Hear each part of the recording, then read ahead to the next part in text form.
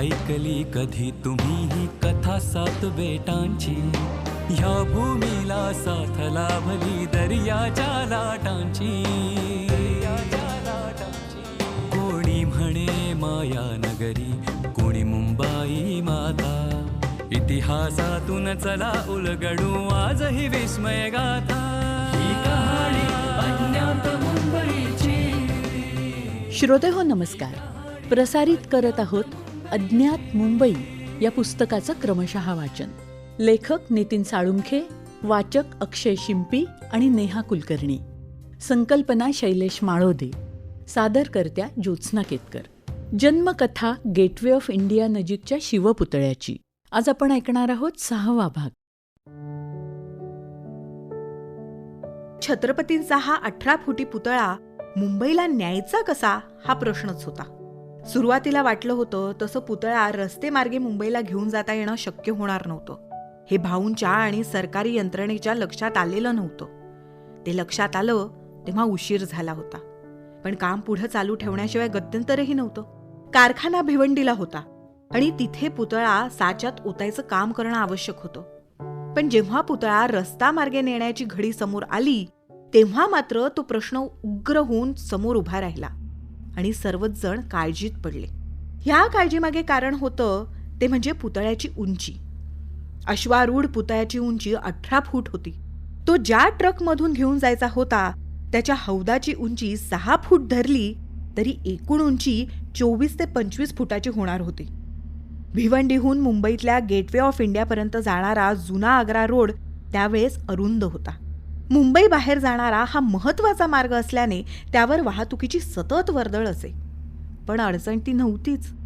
अडचण होती ती या रस्त्यावरून आडवे जाणारे पूल आणि विजेच्या आणि टेलिफोन्सच्या असंख्य वायर्सचं जाळं. त्या काळी या रस्त्याला आडवे जाणारे पूल जुने आणि कमी उंचीचे होते आणि वायर्स रस्त्याच्या कडेला असलेल्या खांबांच्या मदतीनं रस्त्यावरून नेल्या जात होत्या. मुंबई भिवंडी मार्गातही अनेक ठिकाणी डोक्यावरून रस्ता ओलांडणाऱ्या वायर्स होत्या. त्या वायर्स आणि हे पूल पुतळ्याला अडथळा ठरणार हे नक्की. वायर्सची अडचण त्या त्या विभागांच्या मदतीनं सोडवता आली असती, पण पुलांचं काय करायचं हा प्रश्न होता. आणि त्यावेळी भिवंडी मुंबई मार्गावर असणाऱ्या कशेळीच्या जुन्या पुलाची मोठीच अडचण होती. तेव्हा हा पूल उंचीला अत्यंत लहान म्हणजे जेमतेम 15-16 फुटांचा होता. त्या खालून 6 फूट उंचीचा ट्रकचा हौदा आणि हौद्यावरला 18 फूट उंचीचा पुतळा असा दोन्ही मिळून 25 फूट उंचीचा ऐवज जाणं निव्वळ अशक्य होतं. पुन्हा त्याच्या पुढे म्हणजे मुंबईच्या गांधी मार्केट नजीक असलेला किंग्स सर्कलचा पूलही मोठा अडथळा ठरणार होता. आता या पुलांची अडचण कशी दूर करावी याचा मार्ग शोधण्यासाठी पुन्हा डोक्याला डोकी भिडली. संबंधितांच्या सुपीक डोक्यातून एक एक आयडिया जन्म घेऊ लागल्या. एकाने वसईच्या खाडीतून गेटवे ऑफ इंडियापर्यंत बोटीने पुतळा घेऊन जावा असं सुचवलं. पण तसं करायचं म्हटलं तरी वसईच्या खाडीपर्यंत पुतळा नेताना 15 ते 16 किलोमीटर अंतरापर्यंत रस्त्याने न्यावाच लागणार होता. या मार्गावरही वायर्स आणि पूल होतेच की. त्यामुळे जलमार्गाने पुतळा वाहून न्यायची सूचना लगेच रद्द करण्यात आली. एका उत्साही हितचिंतकानं तर पुतळा हेलिकॉप्टरने न्यावा असं सुचवलं. पण इतरांनी त्यावर काहीच मत व्यक्त न केल्याने ती सूचना लगोलग अडगळीत टाकण्यात आली. सरकारी अधिकारी, पोलीस आणि वाहतुकीतले तज्ज्ञ ह्यांच्याशी चर्चा सुरू होतीच, पण काही तोडगा मात्र सापडत नव्हता. अखेरीस तो सापडला. पुतळा रस्ता मार्गेच न्यावा, मात्र तो नेण्यासाठी ट्रकचा वापर न करता लोखंडी चाकांच्या ट्रॉलीवर ओढून न्यावा ही सूचना व्यवहार्य होती. पण तरीही तपासणी करणं आवश्यक होतं. झालं. पुन्हा मोजमापं घेण्यात आली. 18 फुटांचा पुतळा अधिक तो ठेवण्यासाठी लागणारी 9 इंच व्यासाची चाकं लावलेली ट्रॉली अशी मिळून एकूण उंची 18 ते 19 फुटाची होत होती. एवढं करूनही पुतळा रस्त्यातील अडथळे सुखरूप पार करेल की नाही ह्याची शंका होतीच.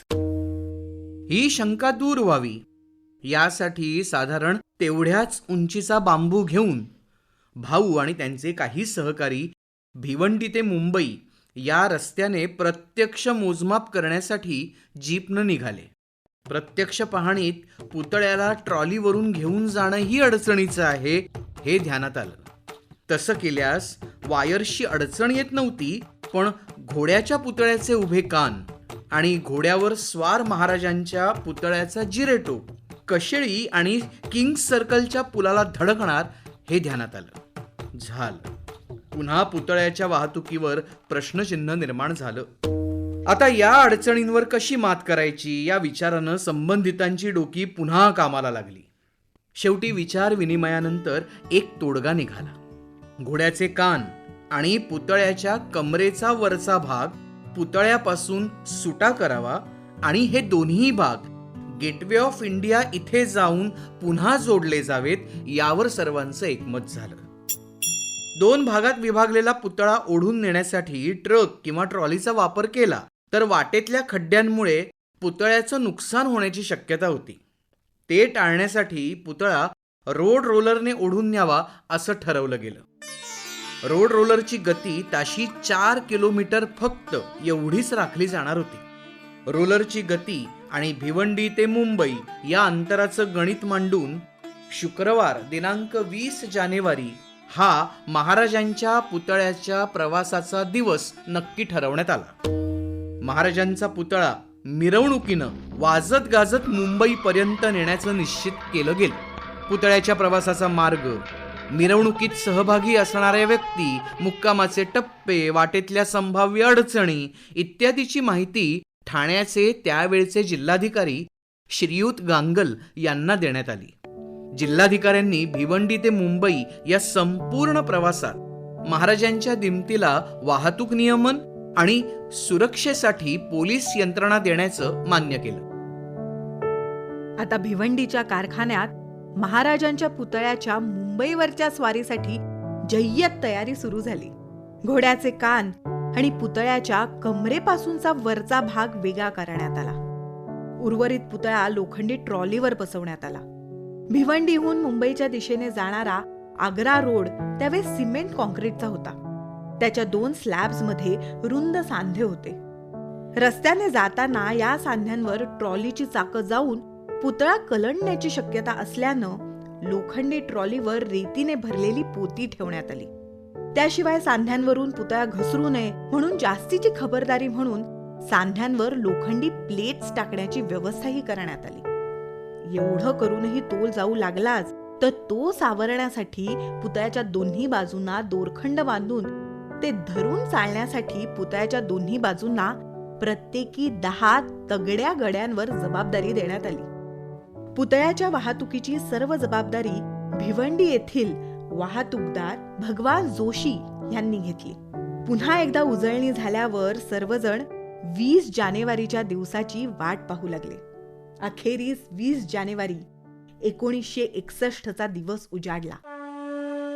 आज महाराजांची स्वारी मुंबईच्या गेटवे ऑफ इंडियाच्या दिशेने कूच करणार म्हणून सर्वजण उत्साहात होते.